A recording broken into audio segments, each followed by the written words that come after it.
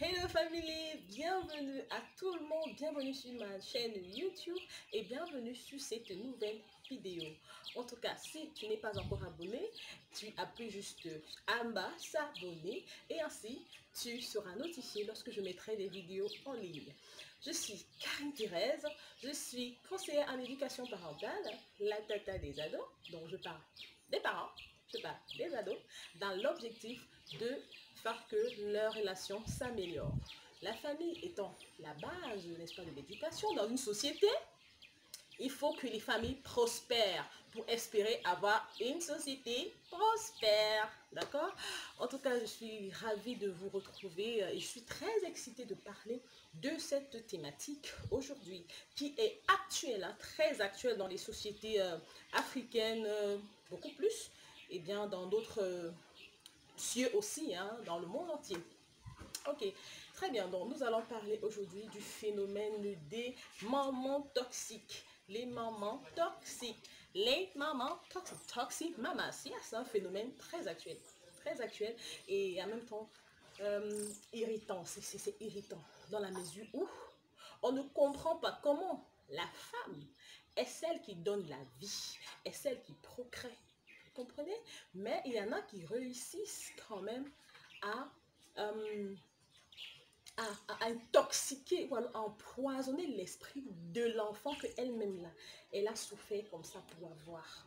Vous comprenez? Moi, j'aimerais ici féliciter déjà tous les mamans qui se battent, qui se donnent corps et âme dans l'éducation de leurs enfants et qui suent vraiment nuit et jour pour que leurs enfants puissent avoir de quoi manger et tout.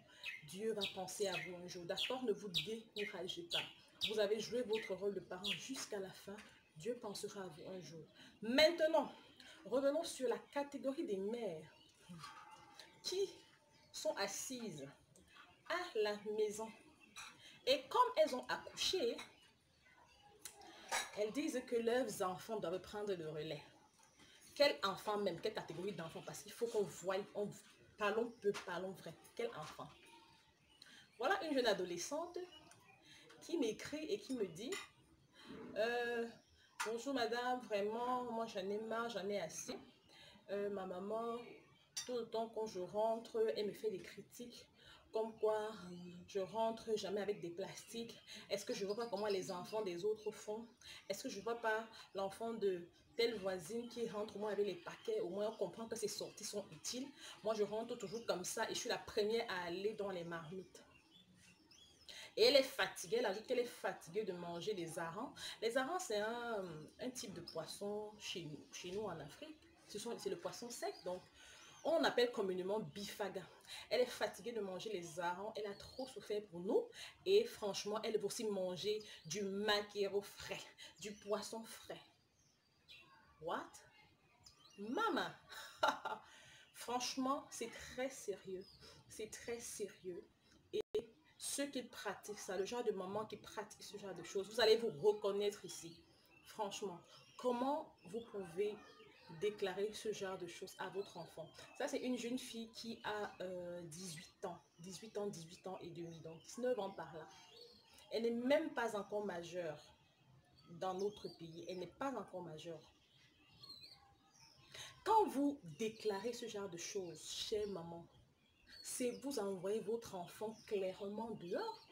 Vous-même, vous êtes assise et parce que vous avez accouché et parce que vous voyez comment les enfants des autres se comportent, vous envoyez votre enfant dehors. Non, maman, j'ai envie de dire pardon. Pardon. Pardon.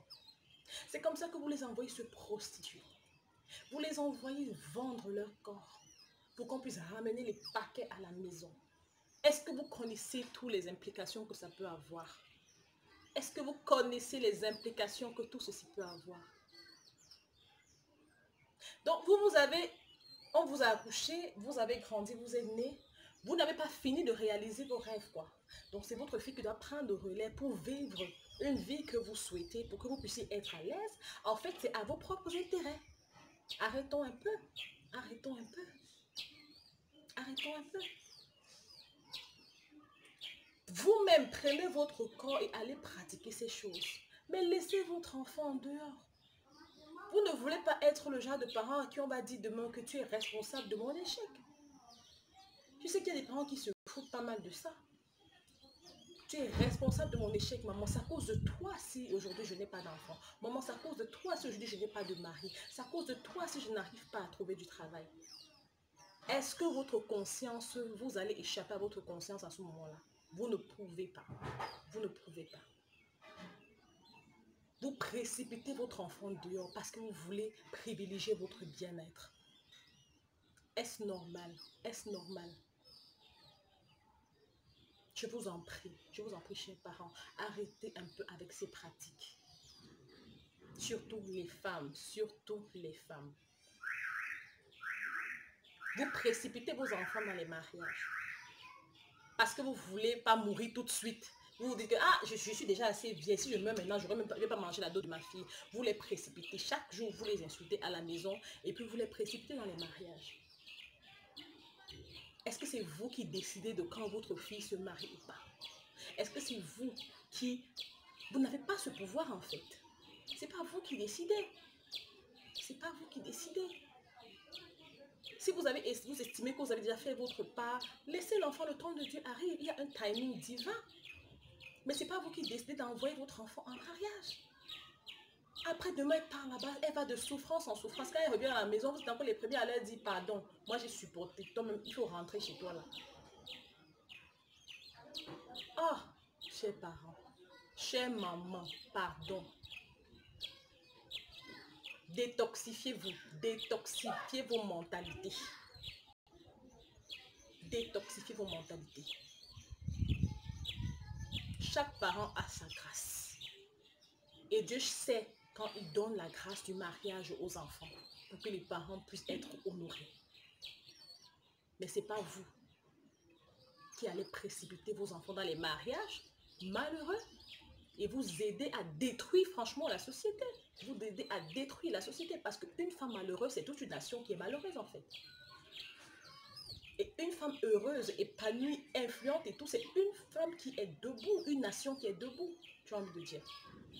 C'est une nation qui est debout. Donc le plus vous multipliez ce genre de bêtises, permettez-moi le terme, hein, la société s'enfoncera davantage. On a pour habitude de dire derrière un grand homme se cache une grande femme. Mais quand on part dans les ménages, on voit ce que les mamans font. Ce dans quoi elles poussent leurs jeunes filles aujourd'hui, qui ne sont même pas en âge. Qui ne sont même pas en âge.